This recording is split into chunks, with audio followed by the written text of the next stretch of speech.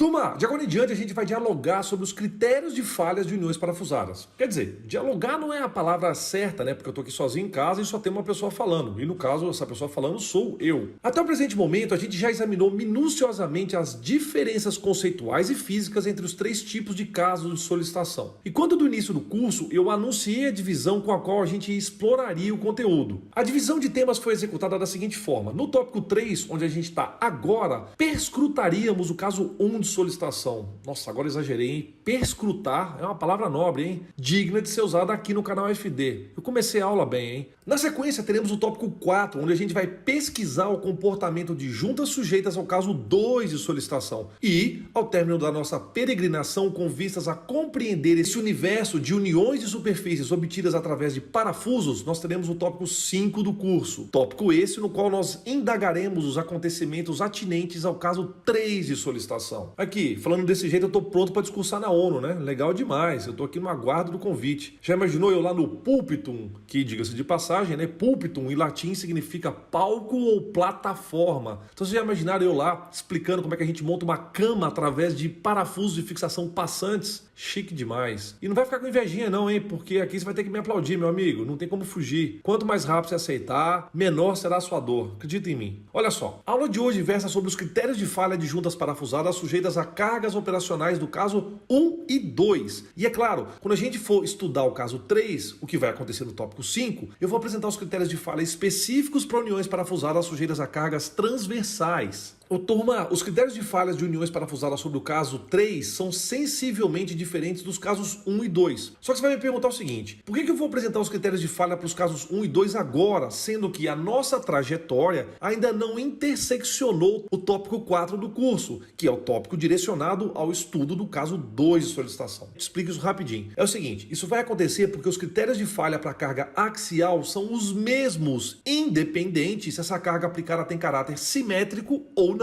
E aí, turma, o que vai diferenciar o caso 1 e 2 de solicitação é a questão da identificação de qual é o parafuso mais solicitado. E como eu já adiantei anteriormente, a diferença principal entre o projeto de parafusos dos casos 1 e 2 reside no processo de cálculo da força resultante nesse parafuso mais solicitado. De agora em diante, todos os exercícios ou ocasiões de projeto para juntas parafusadas sujeitas à carga axial do tipo 1 e 2, nós consideraremos 3 critérios de falha. São critérios de falha destinados a prevenir que os parafusos em operação deixem de cumprir a sua função estrutural. Eu sei que vocês podem se perguntar o seguinte, mas professor, e as chapas? Uai, as chapas são importantes, mas não vai ser nesse curso que eu vou te apresentar os critérios de falha de chapas. Aliás, eu nem pretendo fazer isso, porque no caso de vocês estarem interessadas ou interessados no comportamento estrutural de chapas e superfícies, a minha recomendação é que vocês se refiram aos conceitos e conteúdos que foram apresentados em resistência dos materiais, mecânica dos sólidos e, se for uma aplicação mais específica, vocês precisam adentrar o intrincado campo da tribologia, que é a ciência que vai estudar o contato, o atrito, o desgaste e a lubrificação entre corpos. Daí, uma diferença em relação aos outros assuntos estudados no curso de Elementos de Máquinas 1 é que, em parafusos de fixação, eu não vou fazer a dedução detalhada dos critérios de falha. Em relação aos critérios de falhas de parafusos de fixação, eu vou apenas introduzi-los, eu vou apresentar as respectivas variáveis e, naturalmente, eu vou explicar as eventuais restrições. E de maneira sintética, no curso de parafuso de fixação, eu almejo investigar 3 critérios de projeto, cujo objetivo, obviamente, é evitar falhas em juntas parafusadas operando sobre cargas axiais. Esses 3 critérios que eu vou apresentar para vocês, eles simbolizam, traduzem, espelham, sugerem, fazem referência aos 3 modos de falha mais comuns de fixadores usados em juntas parafusadas. Portanto, na aula de hoje eu vou apresentar para vocês os critérios de estanqueidade, resistência mecânica do corpo do parafuso e fadiga. E é de se conjecturar que, associado a cada critério, exista um respectivo coeficiente de segurança. Então, quando em operação, existem 3 expressões algébricas usadas para evitar falhas estruturais. Só que é o seguinte, turma, vocês não podem se esquecer que antes da junta parafusada ser operada, entrar em operação, entrar em funcionamento, a junta parafusada precisa ser montada. E aí é claro que a gente não espera que falhas aconteçam nos parafusos durante o processo de aperto. Por isso, considerando a fase de montagem, existem 4 expressões algébricas que devem ser usadas durante o projeto com a finalidade de prevenir a a atuação dos modos de falha. Então, totalizando, nós vamos ter um modo de falha no escoamento na montagem e outros 3 modos de falha em operação. E a aula de hoje é para isso. Eu pretendo te apresentar um método de projeto que desabilite a ação desses 4 modos de falha. Agora, turma, antes de eu explicar o primeiro critério, eu quero elaborar com vocês o motivo pelo qual eu não vou deduzir os critérios de falha nesse curso. Se vocês se lembrarem, em todos os outros assuntos estudados até agora, eu fiz a dedução das expressões algébricas usadas para prevenir as falhas. A gente sempre usava o mantra da disciplina de elementos de máquinas, que é tensão atuante tem que ser menor ou igual à tensão admissível. Bacana. E de maneira genérica, a tensão atuante é calculada como sendo a relação entre um esforço aplicado e sua respectiva propriedade geométrica. Por sua vez, a tensão admissível é normalmente determinada através da relação entre uma tensão limite dividido por um coeficiente de segurança. Agora, para não haver falha, a gente impõe que as variáveis devem satisfazer essa inequação. Inclusive, uma das primeiras aulas de elementos de máquinas do canal, que é uma das mais assistidas, diga-se de passagem,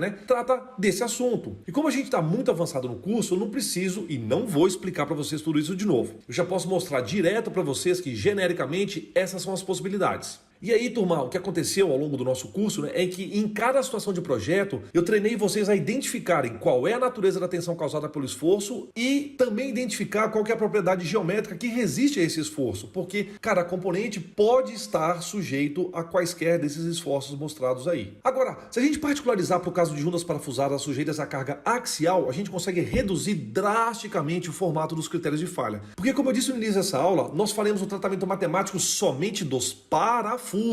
E se lembrem, por favor, que os critérios de falha estão pautados exclusivamente para evitar a falha mecânica dos parafusos. Não é nosso objetivo nesse curso estudar as falhas de quaisquer naturezas nas chapas. Então, quando em operação axial, seja com carga 1, seja com carga 2, os parafusos estarão mais tracionados do que eles já estavam quando eles foram montados. Então, nossa trilha para a especificação dos critérios de falha é bem mais simples, porque ela fica reduzida a um único esforço que é aplicado, que vai ser força axial de tração. Agora, concatenado a esse esforço, a gente tem uma área resistiva do parafuso. E como a gente está tratando da resistência mecânica do parafuso quando sujeito à força axial de tração, a área da seção resistiva vai ser equivalente à área calculada em função do D2 e do D3 e que está catalogada nas nossas tabelas dimensionais. Essa área é denominada como AS. Então, vejam aí, por favor, que em relação ao slide anterior, eu particularizei ainda mais e acresci essa informação aqui embaixo, que é o caso do AS.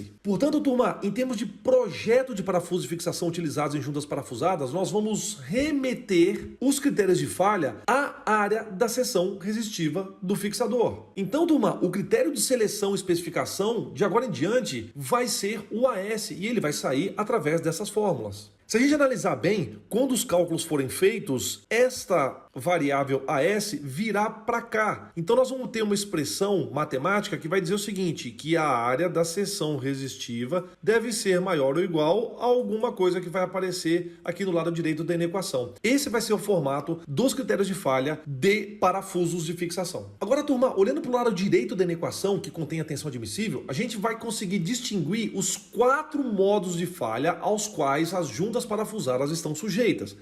Durante a fase de aperto, para o qual existe um coeficiente de segurança específico associado, que é o coeficiente de segurança chamado de NAP. Então, vocês se lembrem, por favor, que essa formulação pertinente à fase de aperto já foi retratada e deduzida no início do curso de parafuso de fixação. Esse coeficiente de segurança NAP da fase de montagem utiliza o critério de von Mises para estimar a tensão atuante equivalente devido à ação do torque de aperto combinada com a ação da força de aperto, que é uma força axial de tração. E essa tensão atuante equivalente de von Mises é comparada com a tensão admissível de escoamento dos parafusos. Isso porque estamos lidando com juntas parafusadas sendo montadas e operadas no regime linear elástico dos materiais empregados. Agora, quando em operação sob carga axial, seja ela simétrica ou assimétrica, os fixadores aplicados em juntas parafusadas costumam falhar por 3 razões distintas. Os fixadores podem falhar quando sujeitos a forças externas de tal intensidade que provoquem a separação das chapas, e esse critério também é chamado de critério de estanqueidade. Vinculado ao critério de estanqueidade, tem um coeficiente de segurança característico. Nós vamos nos dirigir a esse coeficiente de segurança como sendo NCEP. O segundo critério de falha para juntas parafusadas sujeitas a cargas axiais é aplicado para evitar a possibilidade de haver um escoamento dos fixadores em operação. Ô, gente, vejam que eu falei segundo critério para juntas parafusadas em operação, porque contando com a fase de montagem, esse aí seria o terceiro e penúltimo critério de falhas. Então é o seguinte, durante o projeto, a aplicação desse critério pretende evitar a falha por escoamento dos parafusos quando em operação. E esse critério pressupõe o cálculo oportuno do seu coeficiente de segurança correspondente, chamado de NMAC. Então, a notação desse coeficiente de segurança utiliza um índice MAC, que é para indicar que seria uma falha mecânica por escoamento